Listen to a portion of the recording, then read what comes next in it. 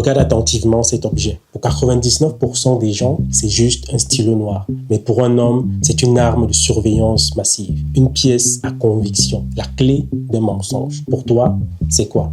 Suis bien la vidéo et retrouve tous les indices et dis-moi dans les commentaires à la fin. Sur Internet, il y a des créateurs qui nous font rire. Il y a des créateurs qui nous divertissent. Il y a même des créateurs et on ne sait pas en quoi ils sont créateurs. Et puis, il y a ceux qui conçoivent des énigmes. Tu crois regarder une simple vidéo sur ton smartphone, mais au bout de 3 minutes, le piège se referme. Tu réalises qu'une phrase anodine était un aveu, qu'un silence était une réponse, qu'une ombre en arrière-plan venait de saboter toute l'intrigue. Sur le web francophone, cet univers a un architecte. Son nom, Willem Oxybel André. Mais le monde le connaît sous un autre pseudonyme, celui de Willem.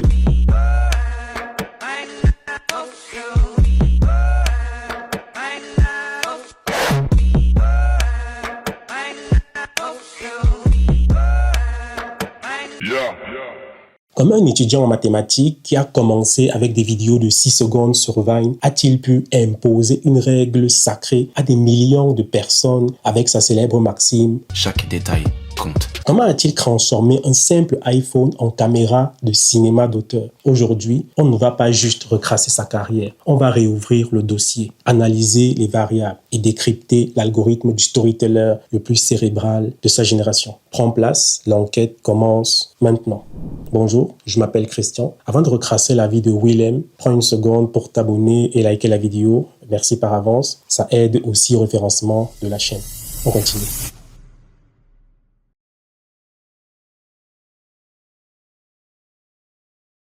Pour comprendre la mécanique de Willem, il faut effacer les millions de vues et revenir au tout premier indice. Cet indice ne se trouve pas sur un algorithme Facebook. Il se retrouve sur le tableau d'une salle de classe. Willem est né le 31 mars 1995 en Guadeloupe, à Morne, à l'eau, avant de déménager pour la France et ensuite passer son enfance dans les Hauts-de-Seine. Dès le CP, le garçon a de l'avance. Il est à l'aise avec les mots, avec la lecture, avec les calculs et il résout les exercices de mathématiques trop vite. Tellement vite que pour l'occuper, un professeur lui donne des poésies à apprendre. Du Rimbaud, du Victor Hugo, notamment le classique « Demain dès l'aube ». Demain dès l'aube, à l'heure où blanchit la campagne, je partirai. Un jour, il monte sur l'estrade.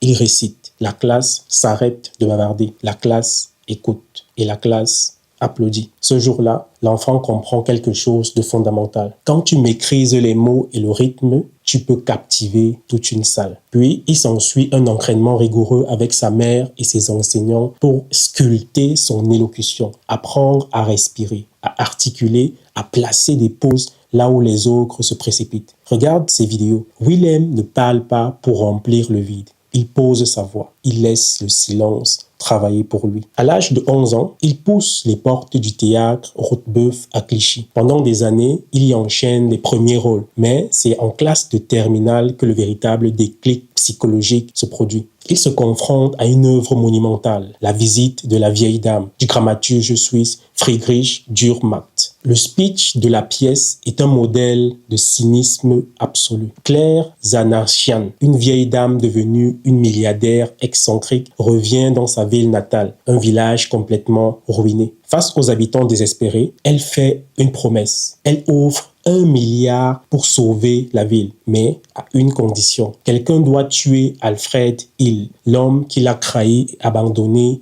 dans sa jeunesse. Au début, les citoyens s'indignent. Ils refusent au nom de la morale et des valeurs. Mais la vieille dame ne s'énerve pas. Elle attend.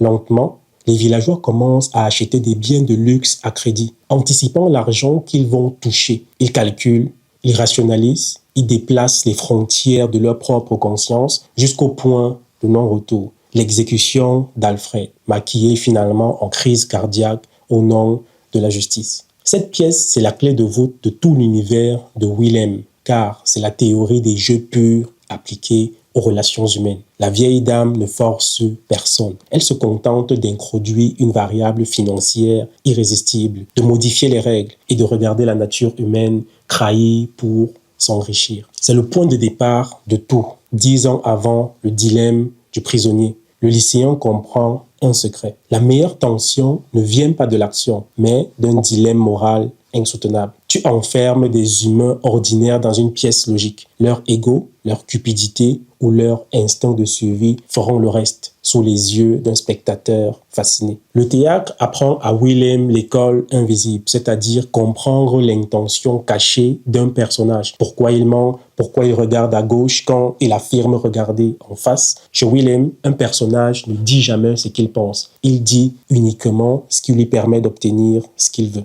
Le théâtre lui a donc donné le scalpel. Les mathématiques lui donneront la méthode.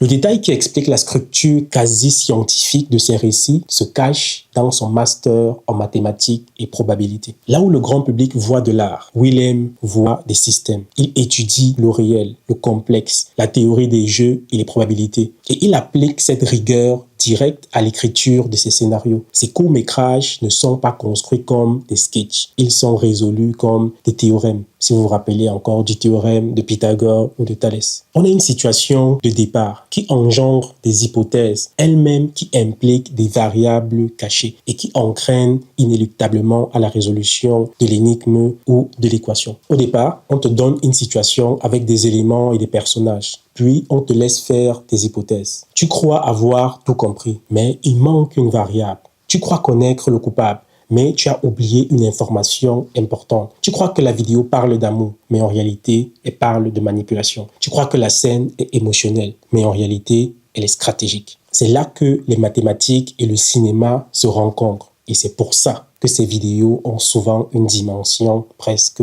scientifique.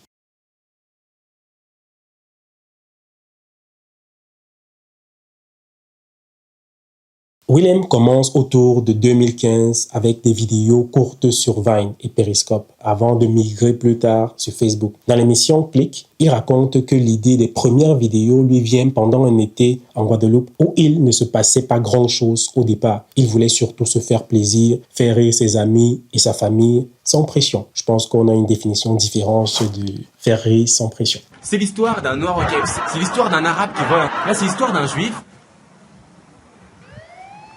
Et il a choisi le réseau Vine, mais sa contrainte est absolue. 6 secondes, pas une de plus. En 6 secondes, tu dois capter l'attention, installer un contexte, insérer un rebondissement et délivrer une chute. C'est une forge dramatique, mais cette contrainte va devenir une école. Parce que quand tu n'as que 6 secondes, tu apprends une règle fondamentale. Chaque seconde compte et tu ne peux pas te permettre de perdre le spectateur. Là où la concurrence décide de miser sur les cris et l'exagération, Willem commence déjà à travailler la géométrie de ses cadres et la vitesse de ses transitions. Vine lui enseigne une leçon cruciale qu'il gardera toute sa vie. Ne jamais rien gaspiller. Pas une seconde, pas un plan, pas un geste. Chaque élément à l'écran doit payer sa place. Quand Vine ferme ses portes, Willem migre sur Facebook. Et c'est là qu'il va changer les règles du jeu.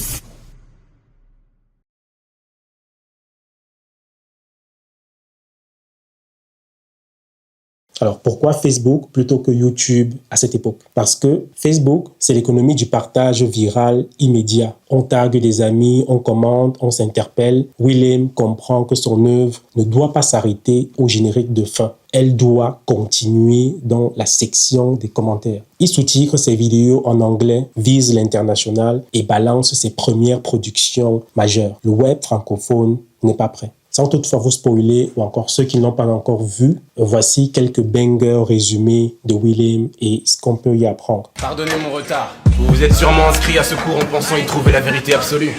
Eh bien, je peux tout de suite vous dire que vous aviez raison. Je suis le professeur Guillaume Détaliès et bienvenue dans mon cours de psychologie sociale. Ou comme je préfère l'appeler, comment sortir de la friendzone. Comment sortir de la friendzone? Plus de 59 millions de vues. Le contexte. Un jeune homme est amoureux de sa meilleure amie, mais se retrouve bloqué dans la catégorie de simple ami après une approche maladroite. Et il assiste au cours de Willem qui intervient pour analyser la situation et expose la stratégie psychologique exacte pour inverser radicalement la dynamique et sortir de ce piège relationnel qu'est la friend zone. Ce n'est pas un sketch sur les relations amoureuses. C'est un cours magistral. Tableau blanc, trait, découpage chirurgical de la psychologie humaine. Il transforme le rejet sentimental en une équation logique que l'on peut surmonter. La vidéo devient instantanément un phénomène culturel. Tellement un phénomène qu'il en fera une deuxième partie qui sera aussi à son tour un succès avec plusieurs millions de vues et des participations de stars comme Crazy Sally pendant le tournage et des milliers de réactions sur les réseaux sociaux. Personnellement, c'est aussi à partir de cette vidéo que j'ai connu Willem. L'art de la tromperie. Je ne suis pas un simple trompeur. Tromper n'est qu'un bonus, un plus. Je suis un perfectionniste. Chaque détail compte, que ce soit le regard, le choix des mots, le sourire. Bless. Une jeune femme inspecte l'appartement de son copain, persuadée d'avoir trouvé des preuves flagrantes de son infidélité. En réalité, l'homme ne se fait pas piéger. Il a lui-même orchestré et a semé ses faux indices de toutes pièces pour manipuler les soupçons de sa copine, l'orienter vers une fausse piste et dissimuler sa véritable liaison. C'est un chef-d'œuvre de manipulation. Willem utilise à la perfection le fusil de Tchekhov.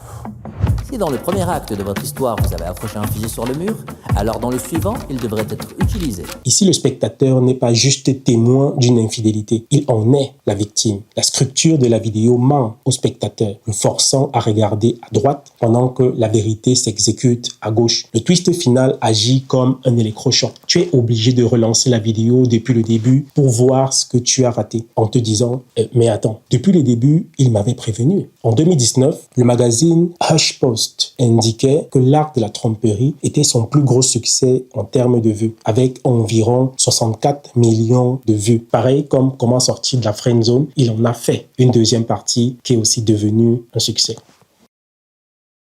Vous connaissez sûrement le dilemme du prisonnier, vous? Non. Le dilemme du prisonnier, mon favori. 4 amis se retrouvent interrogés séparément car l'un d'eux a commis un meurtre et les 4 autres l'ont aidé à enterrer le corps. Et pour échapper à la prison, ils ont construit un alibi commun pour se couvrir. L'enquêteur qui les interroge applique alors les règles de la théorie des jeux pour briser leur solidarité. Cette théorie, c'est le fameux dilemme du prisonnier. Le principe est simple. Le principe est le suivant. Les joueurs sont tous isolés dans une pièce différente et je leur propose à chacun d'eux exactement le même accord. Si tu dénonces les autres et les autres ne te dénoncent pas, tu es libre. Et les autres écopent d'une peine maximale. Dans le cas contraire, si tu dénonces pas et qu'eux t'ont dénoncé, c'est eux qui sont libres. Et toi qui écopes d'une peine maximale. Et si vous vous dénoncez tous mutuellement, votre peine est allégée. Si tout le monde se dénonce, on a tous une peine allégée. C'est simple. Willem prend cette idée et la transforme en tension dramatique. Est-ce que tu protèges tes amis ou alors est-ce que tu te sauves toi-même? Est-ce que tu te fais confiance ou alors est-ce que tu anticipes la trahison des autres? Ce n'est pas seulement une histoire de prisonnier, c'est une histoire sur la nature humaine. Parce que la vraie question n'est pas qu'est-ce qui est juste. La vraie question c'est qu'est-ce que tu fais quand tu as peur? Et là, Willem touche quelque chose de très profond. Il ne montre pas des héros parfaits. Il montre des gens face à eux-mêmes, face à leur loyauté, face à leur lâcheté, face à leur instinct de survie. Et c'est là que ces vidéos marquent. Parce qu'elles te divertissent, oui, mais elles te mettent aussi mal à l'aise. Elles t'obligent à te demander un moment de la vidéo, moi à leur place, qu'est-ce que j'aurais fait? La machine est lancée. En janvier 2018, le Parisien le retrouve en plein tournage à la mairie de Bondy. La salle de conseil municipal est transformée en tribunal pour sa vidéo, le procès. Il y a des jurés, des témoins, des figurants et des caméras. Enfin,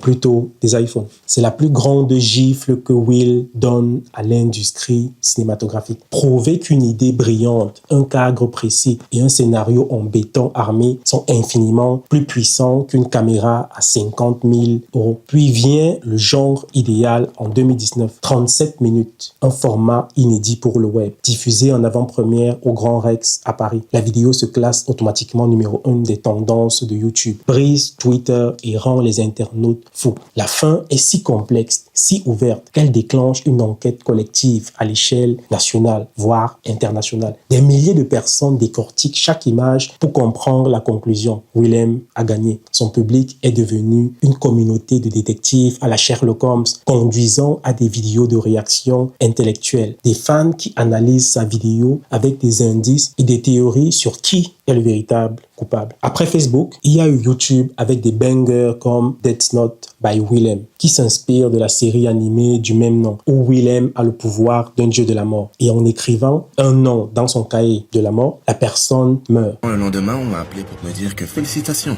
j'obtenais le poste, et que quelqu'un d'autre se chargera de mon intégration parce que Emmanuel Mounard est tragiquement décédé d'une crise cardiaque. Ah, drôle de coïncidence, n'est-ce pas? Puis, il y a eu le genre idéal. Un homme doit rencontrer le père de sa fiancée, mais la rencontre vire peu à peu au trailer psychologique Une idée royale, qui est une vidéo publicitaire stylée pour Puma. Et aujourd'hui, bientôt la sortie de Wu au cinéma. Et il y a tellement d'autres vidéos intéressantes comme Le héros des temps modernes et Quand t'as raté ton examen, que je vous recommande aussi, et toutes ces autres vidéos qui se retrouvent sur ces différents réseaux sociaux que je mettrai dans la description de cette vidéo. Tout ce travail, tout ce succès a fini enfin par payer.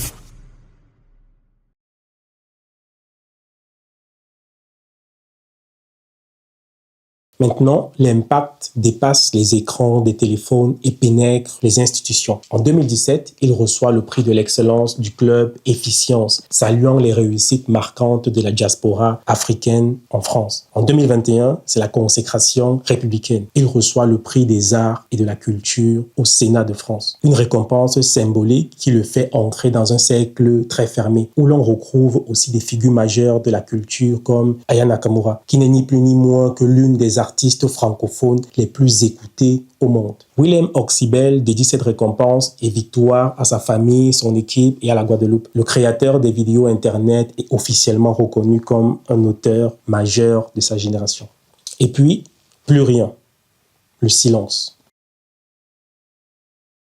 Dans un monde saturé de contenu où chaque créateur a l'obligation de publier chaque semaine sous peine d'être oublié par les algorithmes, Willem choisit l'absence. Il raréfie sa parole. Il disparaît pendant des mois, parfois des années. Mais chez lui, même le silence est une stratégie narrative. L'absence nourrit les mythes. Le public ne l'oublie pas. Il attend, scrute les réseaux sociaux, cherche l'indice qui annoncera le retour du maître du jeu, jusqu'à ce que 3 lettres apparaissent en 2026. W.H.O. Wu, son nouveau court-métrage qui sera diffusé au cinéma en fin mai. Après 6 années de développement indépendant en secret, soutenu par la région Guadeloupe pour la post-production, Willem franchit enfin la frontière ultime. Wu arrive sur grand écran. Un thriller psychologique de 2h10, une avant-première mythique au Grand Rex le 26 mai. Suivi d'une sortie nationale et internationale de la Belgique au Canada en passant par l'Afrique francophone.